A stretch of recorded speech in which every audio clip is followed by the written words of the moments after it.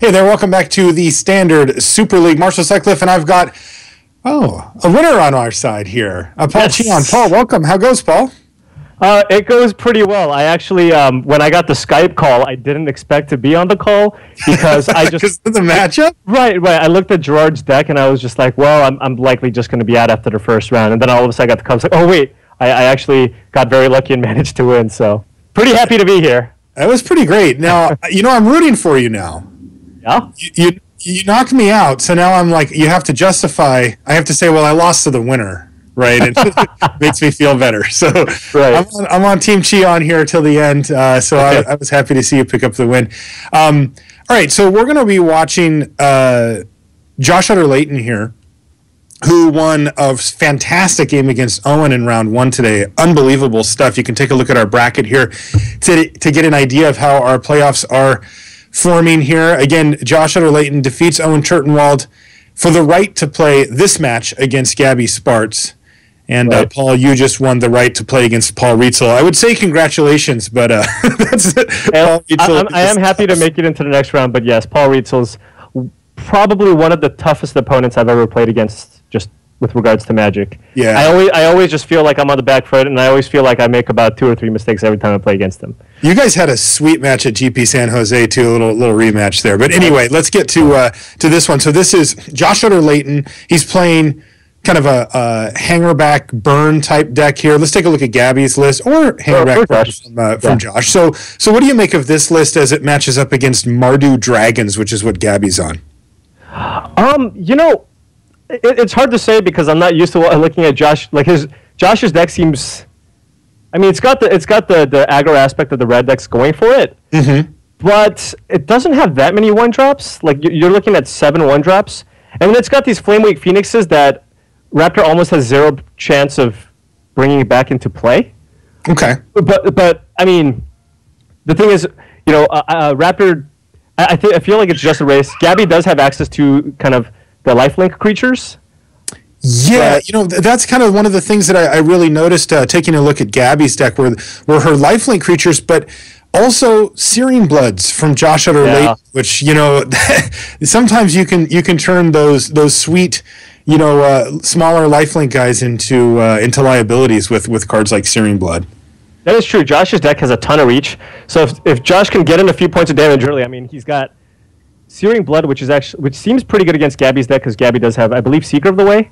And then there's also Exquisite Firecrest, Tarkus Command, and of course Shrapnel Blast, one of kind of the innovations that Josh has made to the red deck. Just gives you that little extra oomph to finish off the opponents. And I guess he just, instead of playing Stoke the Flames, he's just opting to play Shrapnel Blast here instead. And he does actually have 8 removal spells to actually deal with Gaby's Dragons as well. So I don't know. It's an interesting list, and I've actually never seen that matchup being played out, so I'm pretty excited to see it, actually. Yeah, I haven't seen this either. Maybe we could take a look at Gaby's list here. There we go. And you take a look. This is a Dragons deck, and you see it's got quite a few different things going on with it. Your Goblin Rabble Masters, a pair of Seekers of the Way you were wondering about that, and also a Soulfire Grandmaster.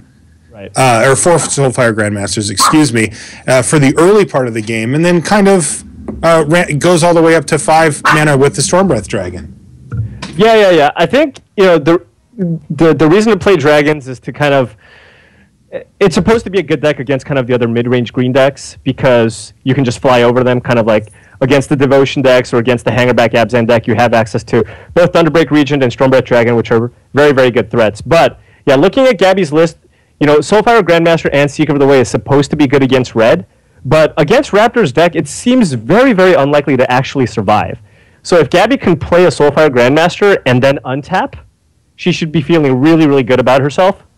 But that's really unlikely. Raptor's playing 4 Wild Slashes and 4 Searing Bloods in his deck, so I'm not sure. Basically, Gaby just needs to play one of her 2-drops. If it does survive, I think she's actually a favorite. But if it doesn't, then I think Raptor's deck is just going to be a little too aggressive for her. Yeah, one of the interesting sort of sub-strategies to these Mardu decks as well is incidental damage, right? You look at the 4 Draconic Roars and the 4 Crackling Dooms sitting right next to each other, which, those add up so fast, right? Like, if she you mentioned that Josh's deck isn't exactly the all one drop style deck. If she can Draconic Roar for value, untap, Crackling Doom something, all of a sudden the damage adds up quickly. And, something like you said, one of her smaller creatures sticking a Goblin Rabble Master, a Soulfire Grandmaster, just sticking on the battlefield for not even that long at all, and all of a sudden she can turn the race back to Josh, and Josh doesn't do a great job of surviving that, right? I mean, if he gets behind, it can kind of avalanche in Gaby's favor. Yeah, that is true, but once again, Raptor does have access to Wild Slash and Searing Blood, both of which just seem absolutely devastating in the matchup. The fact that Raptor can play a Wild Slash and then play another spell. Well, actually, that's not even necessarily the case because he's playing 4 Darksteel Citadel, and as you saw in some of the previous matches, he wasn't able to do multiple things because of the Darksteel Citadel. And but if he does draw a healthy amount of mountains or whatever, Raptor's going to be able to cast the Wild Slash, play a threat, cast a Searing Blood, play a threat, and that kind of tempo might just put him too far ahead in this matchup. Yeah. Also, Gaby's deck has tap lands. Sorry. Oh yeah, no, that's true too, right? So her mana is going to be significantly slower as a 3-color deck versus a monocolor deck, so that we could definitely see Gaby get punished for that as well. I mean, you got to figure that the longer the game goes, the better off it is for Gaby, but we've seen incredible reach from a deck like Josh Utter-Layton's deck as well. 5 mana burn spells, 4 mana burn spells, those things add up really quickly. Yeah, that's the thing with Raptor's deck is even if Gaby manages to stabilize it, as long as Raptor is able to get in a few points of damage here and there, he's always just one Shrapnel Blast away from winning the game. Yeah. And so Gaby has to be really, really careful with her life total and just make sure she stays above 5. That's like the important number. Now, what about the Hangerback Walker itself? Oh, it looks like actually we're ready to head down to the round here. So why don't we just do that, Paul, as we see... that's Gaby on the top. We're getting the hands straightened out for you, and there's Josh Utter-Layton with his Hangerback Burn deck on the bottom. Yeah. Any predictions from you? I would actually just looking at the deck list, I would say the Raptors actually favored, just because feel of like that. Yeah, just Wild Touch and Searing Blood is just way too good against Gaby's deck. Unless Gaby can somehow transform her deck post board to kind of be more resilient to that. I didn't see any Erishan Clerics or anything like that. So I don't know. It seems like it's going to be pretty tough. She didn't really have what looked to be great sideboard cards for this matchup. And it looks like Raptor's got a bunch of burn spells here, but he has no creatures. So yeah, this is tough. Gaby's taking a mulligan to 6 here, and she sees a hand of double Thoughtseize, 3 lands, and a Kolaghan's Command. I mean, she knows what she's up against. Those Thoughtseizes can't be too exciting here, right? Yeah, Thoughtseizes are terrible. They're probably one of the first cards that are going to go when she's sideboarding. And I mean, she's got lands and spells, and I guess she has to keep. And I guess she's pretty fortunate in that Raptor just didn't have a 1-drop here. Because if Raptor just plays a Monastery Swiftspear here, I can't see her actually coming back and winning here. But all right, well, he doesn't have it, and that means that she's going to get a chance to kind of develop her mana here. Exquisite Firecraft off the top here for Raptor. Raptor's got a lot of burn in his hand. He does. Wow. 5, 9, 10, 11, 12, 13, 14, 16? Just right now? And the Thoughtseizers are just helping. See, Raptor doesn't have mana to cast all his burn spells, so the Thoughtseizer is just helping. That's all it's doing. Yeah. I think I might have let off with a Nomad Outpost, just to have the option of casting a Draconic Roar on turn 2, in case Raptor did draw a creature, but it looked like she wanted to dig deeper and also just cast a Thoughtseize here. Yeah, her hand doesn't do a whole lot, so she was probably concerned about just not being able to do much in the early stages. The Thoughtseize, now she sees the bad news here. 6 spells in hand. What do you take? I don't know. I was going to ask you. So is it Firecraft, I guess? Maybe. Go ahead. Certainly not the Shocks. It looks like she opted to take the Flamewake Phoenix. It is hard for Josh to get that back out of the grave, or what does he need? Is it only Hangerback or something along those lines? Yeah, like an Abbot plus 2 spells. Wow, this is quite the game here. Neither player is doing anything. They have done nothing. Yeah. Another Thoughtseize here, and Gaby will see a Searing Blood. But again, these spells to target small creatures currently don't have any targets going right now, so she's probably less concerned about those. I might lean towards just taking the Firecraft here, just because Am I saying it right this time? I always say Firebrand for some reason, but No, you said it right. yeah. So you take the Firecraft there just in case you draw a Thunderbreak Regent, and if she does draw a Regent, Raptor might have to spend like double Wild Slash to kill it. So this is just some exciting magic. Yeah, this is just a real thrill right here. Nobody's actually casting anything to affect the board, nor can they. Just nobody's Raptor like can't even fetch his Wooded Foothills because he needs a green source for a Tarkus command. This is just really funny. But he might Nobody's drawn a creature. Well, there's been one creature. Yeah, there's been one creature drawn the whole time, and Raptor's now stuck on 2 mana. To be fair, Raptor's got over 20 points of damage in his hand. Mm-hmm. He's going to have to start firing it off here. He's going to have to discard. He's probably just going to maybe fire off a Wild Slash or... Yeah, because he still doesn't want to crack his fetch land, so he's probably just going to Wild Slash her. Yep. He's still hoping to find some more lands or some creatures. He's got to figure that Gaby's on removal spells, though, right? Her deck is pretty removal heavy, and... Oh, there's one. What? There's one. After kind of wishing he didn't cast that Wild Slash, maybe.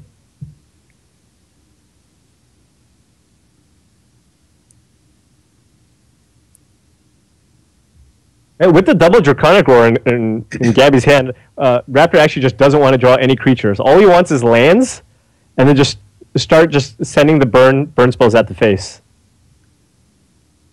Yeah, Raptor's still at 20 life. So this Thunderbreak, it's big, but he's got a lot of life total to play with here. He does need to hit a land here, though. He really has brick since the beginning. After playing mono red control here.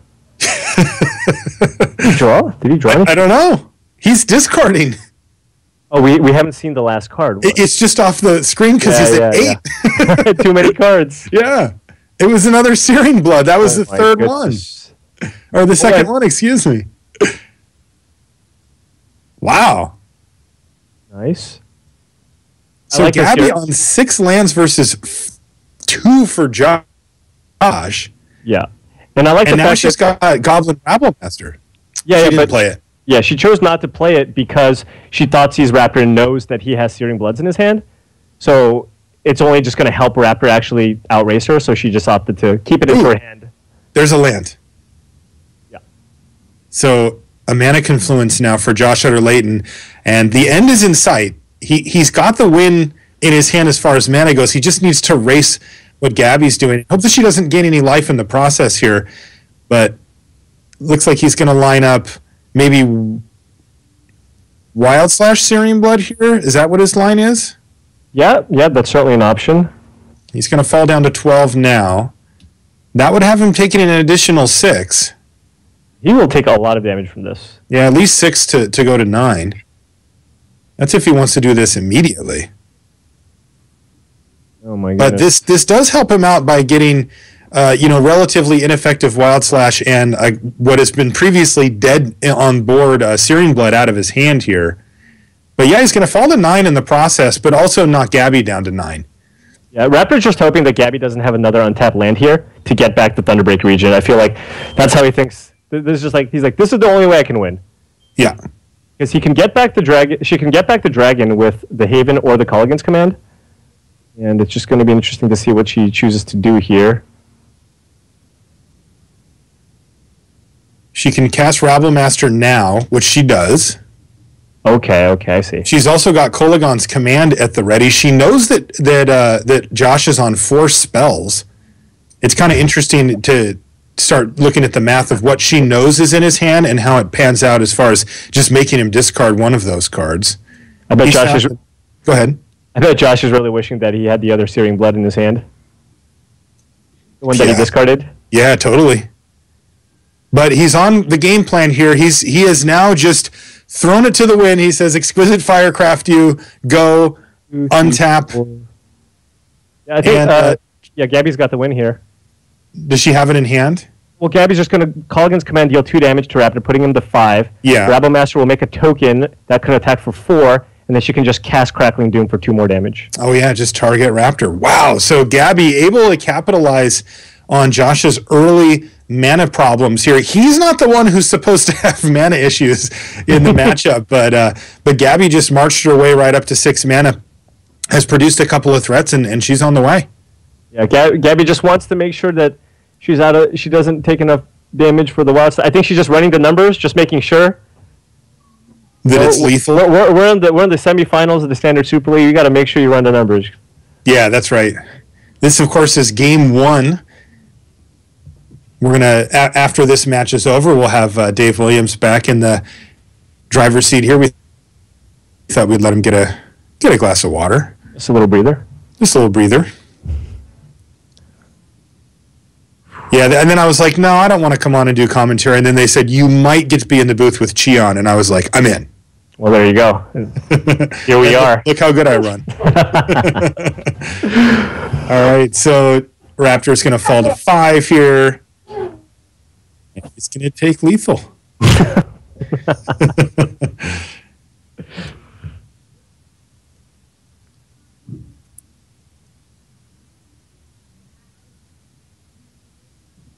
Look at Gaby's hand. Yeah.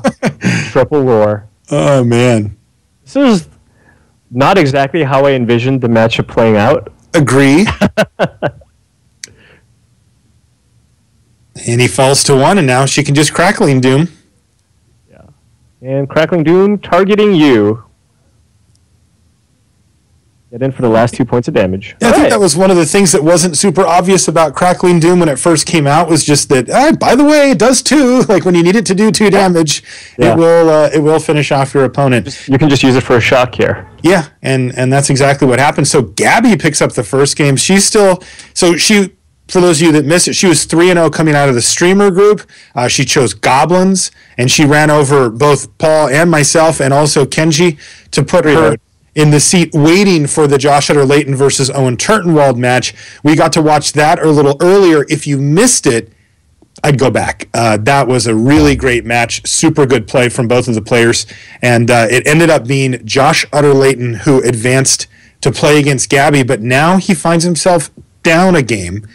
Cheon, what happens now? You said that there wasn't a ton in these sideboards. What is Raptor going to be looking for out of the board? We're certainly not bringing in Roast, but Raptor's deck already just seems pretty well positioned against Gaby's deck. It's possible that he doesn't want something like Flamewake Phoenix because Gaby just already has flyers to block. So it's possible he might want to go with something like Lightning Berserker. He's got 4 of them. I mean, he can take this deck 1 notch quicker if he wants to. But he is, and he's on the play this game. So he might want to just overload with the low drops, and then win with Wild Slashes and Searing Bloods. And we get Kyle. I'm dog sitting. You've got Kyle. We've got a baby and a dog. They'll do commentary for the next round. Yeah, they're gonna kick us off. yeah. But I think Gaby has a more interesting sideboard here. Yeah, what is she up to here? I see a Foul Tongue Invocation. That's usually good against decks like this. There's a pair of Ultimate Price and Magma Spray. Wow, Anger of the Gods. She actually has even more and cheaper creature removal. Is that what she wants here? Oh, definitely. Anger of the Gods also, because Raptor is also playing with Hangerback Walker, and Anger of the Gods is pretty strong. And I think what the Mardu deck tends to do a lot of the time, and it does a pretty good job of doing this, depending on whether or not it's on the player draw, it can play either the role of the aggressive deck or the control deck. And at least in this matchup, obviously, she wants to be the control deck. So I can see her bringing in Foul Tongue Invocation because that's a removal spell that allows you to gain life, and Anger of the Gods, which is a nice, efficient way to deal with. And you can see she's done that. Also, there is a Hangerback Walker in hand for Utter-Layton, and it's never looked worse. Double Magma Spray, Anger of the Gods is what it's facing down here. This is... That Hangerback Walker is not going to be good. No. He's still incentivized to run it out there on turn 2, though, right? Yeah, of course. Okay. He can't... There's, like... He can't just do nothing. You can't play around it. And I think, they have access to the deck list, and he knows that not only does she have Magma Sprays in her deck, but she also has Angers in the sideboard. Like, unless he draws, like, a Monastery Swiftspear here, maybe, there's just no way he just has to play the 2-drop here, because you could get value off the Abbot later. Yeah, exactly. All right, so he's going to do that. Here's a Hangerback, and Gaby's got kind of an interesting choice. I think she's just going to want to take care of it here, but she could also play Seeker of the Way if she wants. She's got an untapped white mana source. She decides not to. Yeah, I think it's better for Gaby to fire off the Magma Spray here. Then hope maybe Raptor plays another creature, and then she can play a Seeker of the Way and actually protect it from a 2-damage burn spell by keeping up Magma Spray. So by waiting till turn 3, she can effectively make the Seeker of the Way a 3/3, which can dodge a lot of the removal spells that Josh has. You see Gaby does this during her main phase so that she doesn't get punished by a Shrapnel Blast. Solid play there from Gaby. And she's got Josh Utter-Layton with no threats, though he does have a Flamewake Phoenix that he's going to add to the board here. And it's going to start chipping away at her life total. So that's another card that she can take care of pretty easily here with the Magma Spray if she wants. Even a Draconic Roar will kill it. Right. See, kind of interested to see what she's going to do here. Yeah, like you said, I think the thing that she has to consider is, do I want to play my Seeker of the Way? And if so, is there a way that I can protect it from a Searing Blood or a Wild Slash or something like that from my opponent?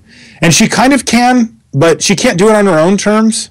So she's just going to Magma Spray the Phoenix now. She's just going to get it out of there. It's a little bit of a bummer from her perspective because her Seeker of the Way is now vulnerable to one of those spells, and B, she doesn't get to gain any life off of it from that Magma Spray, but she also gains, a decent amount of that life back by just getting rid of the Phoenix now. Right. And fortunately for her, Raptor actually just doesn't have any removal spells. Yeah. So it's going to be interesting to see what Raptor chooses to do here. He might just go Abbott and to try to hit something and Swift Spear.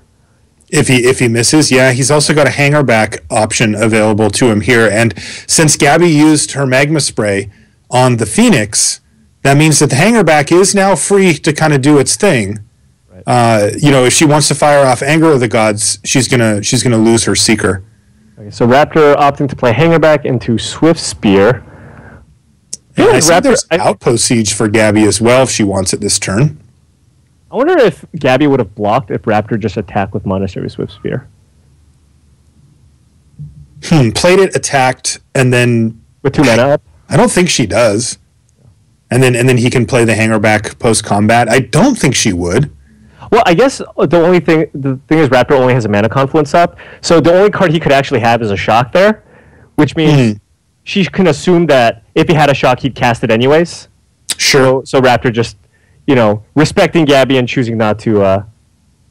Fair.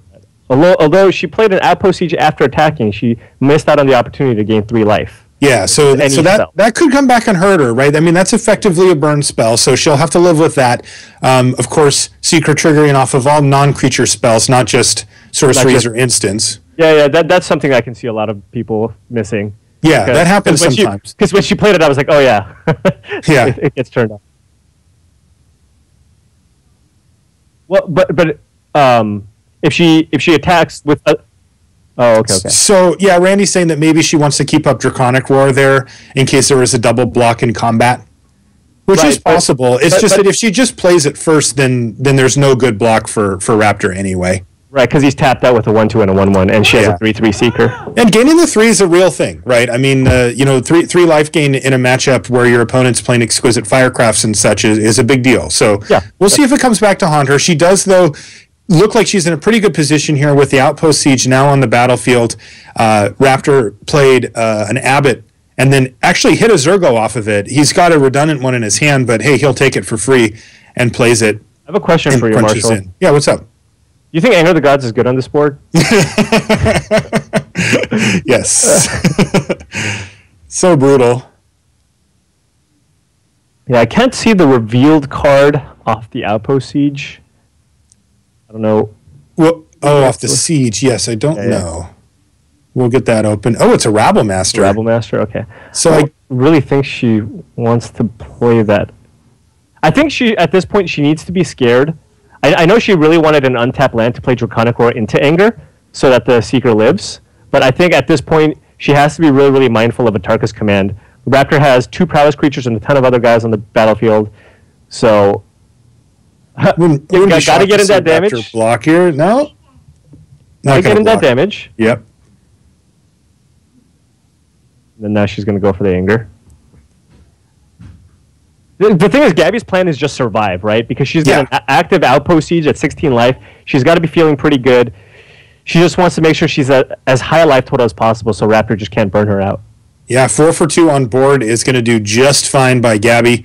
And now it's all on Raptor. He's got to come up with a way to get her from 16 to dead while she draws 2 cards per turn, and he's got Zergo Bellstriker as his only recurring damage threat right now. So it is not looking good for Josh from this point on, as Gaby's going to just start flooding the board with cards here, and Josh has a lot of work to do before he gets Gaby dead from 16. Yeah, Raptor definitely on the back foot here. But we've seen Raptor come back from probably worse situations.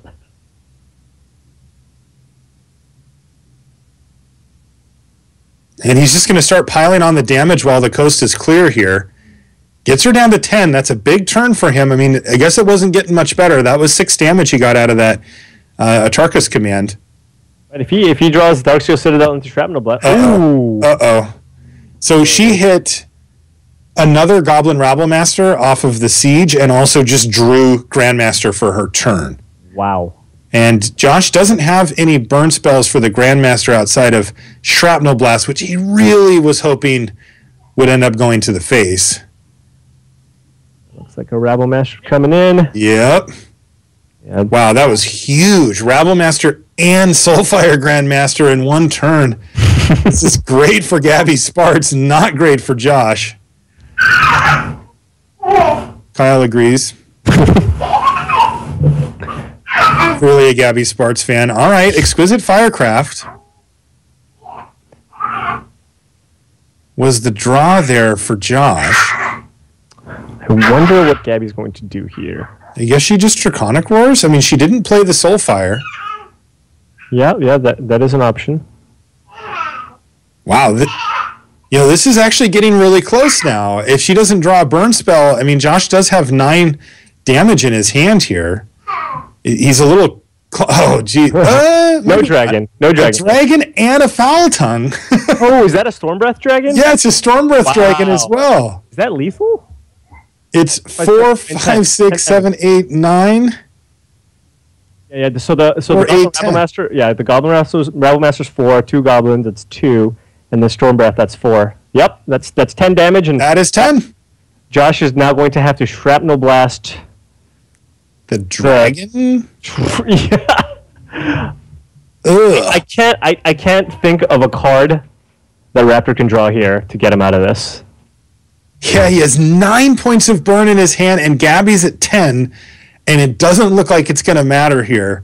Yeah. Those last 2 draw steps were sweet for Gaby. Yeah, that's the thing. It could have been almost anything. It could have just been any threat in her deck, just because she's got an Outpost Siege going. She has a ton of large creatures, so pretty much anything would have been good. And it's as long as it wasn't just all lands. Yeah, I mean, she just hit spell on the last 4, so not bad. Yeah. Looks like Raptor's opting to Shrapnel Blast the Rabblemaster because one fewer creature. Yeah, and then he's going to have to use his Firecraft on the Stormbreath Dragon. And again, this is all just benefiting Gaby, who's the one with the Outpost Siege just churning away. And her life total at 10 looks higher and higher by the moment. Yeah.